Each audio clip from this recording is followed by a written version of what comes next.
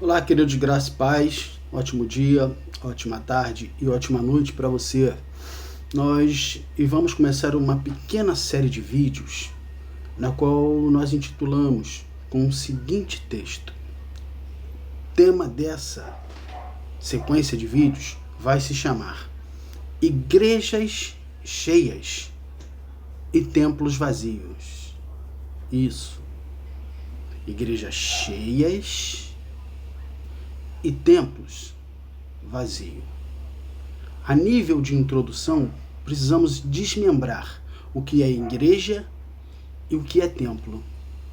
O que o Antigo Testamento falava sobre templo e o que o Novo traz sobre templo. Para isso nós temos que utilizar a palavra do Senhor. Eu peço a você que dê o like e comente embaixo aquilo que você achou da introdução, aquilo que você achou de nossas palavras, as dúvidas que você possa vir a ter. Nós não somos o dono da verdade, mas também conhecemos um pouquinho da Escritura. E a visão que tentamos passar é a mais sensata possível. Eu peço que você também, se tiver um tempo na sua casa, leia também os contextos bíblicos, para a gente chegar a um denominador comum. Tá? Primeiro texto que eu vou ler, em cima do que eu disse, igrejas cheias e templos vazios, está em João 2,19. Quando Jesus está saindo do templo judaico, Jesus era judeu, amém? Viveu em Israel. Eu não sou judeu e nem você, amém? Porém a salvação vem de Israel, porque Jesus nasceu lá. Amém, queridos? Então, olha o que ele diz aqui. João 2, do 19... no 18, tá? Olha só o que os religiosos estão perguntando a Jesus.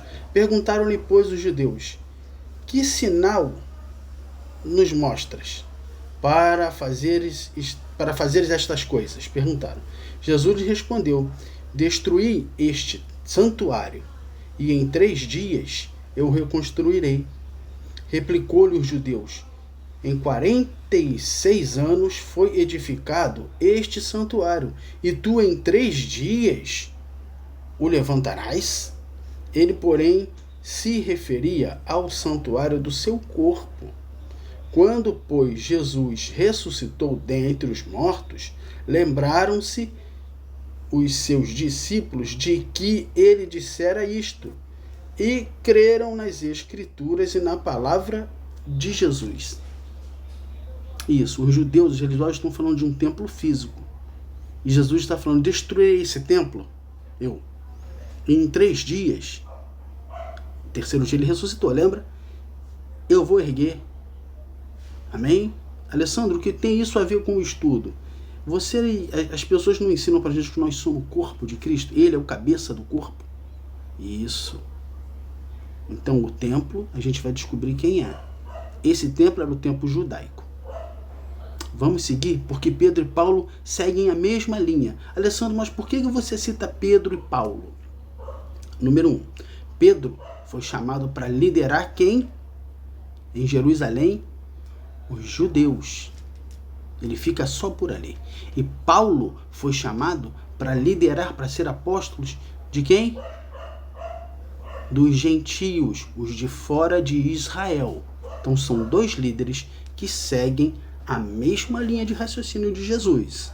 Vamos ver? Vamos lá. Vamos aqui para 1 Pedro. 1 Pedro 2, dos versículos 1 ao 5. Preste bem atenção. Quem é que precisa crescer? Vamos lá. Ó Pedro falando, despojando-se, portanto, de toda maldade e dolo, de hipocrisia e invejas, e de toda sorte de maledicência. Desejai ardentemente, como crianças recém-nascidas, o leite genuíno espiritual, para que por ele vos seja dado crescimento para a salvação. Se é que tendes experiência que o Senhor é bondoso, chegando-os para ele, pedra que vive, rejeitada, sim, pelos homens, mas para com Deus eleita e preciosa. Também eu e você, vós mesmos, como pedra que vive, sois edificados, casa o quê? Espiritual, para ser de sacerdócio santo, a fim de oferecer de sacrifícios espirituais agradáveis a Deus por intermédio de Jesus Cristo. Casa espiritual é quem que Pedro diz? É o templo? Não, é você. Pedra viva, casa espiritual, que cresce. Porque o contexto está dizendo assim, desejai o quê? O leite. Como recém-nascidos, para crescerdes. Então quem é que tem que crescer? É pedra, tijolo, cimento, areia? Não, você e eu. Igreja, pedra viva, que se reúne sim, num lugar. Não esquece. Você é o templo. Agora Paulo vai dizer em 2 passagens em Coríntios, confirmando o que Jesus disse e o que Pedro disse. Vamos achar? Vamos aqui. Eu anotei aqui, é 1 Coríntios 3. 1 Coríntios 3. Vamos em 1 Coríntios 3, rapidamente. 1 Coríntios 3. 1 Coríntios 3, a partir do versículo 16. Está escrito assim, ó. Não sabeis que sois santuário de Deus? Jesus falou, destruí esse templo, eu vou levantar em 3. Ele já morreu e já ressuscitou, e deixou a igreja, eu e você, que se reúne num lugar de parede. Pode ser de tenda, onde você desejar. Aí que ele está dizendo, ó, não sabeis que sois santuário de Deus e que o Espírito de Deus habita em vós? Se alguém destruir o santuário de Deus, Deus o destruirá, porque o santuário de Deus, que sois vós, é sagrado. Você é aí, ser humano, homem, mulher, você é o santuário, onde o Espírito Santo habita. Por isso o tema é igrejas cheias e templos vazios. Templo vazio. Não pode. Vamos estudar um pouquinho mais.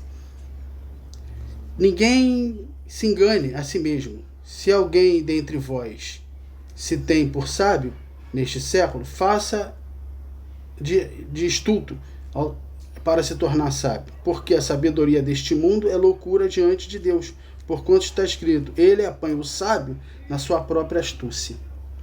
A astúcia que ele quer dizer é que muita gente está ensinando uma outra coisa, e aqui está dizendo que eu e você somos templo. Vamos confirmar com Paulão? Vamos nessa? 1 Coríntios agora 6,19.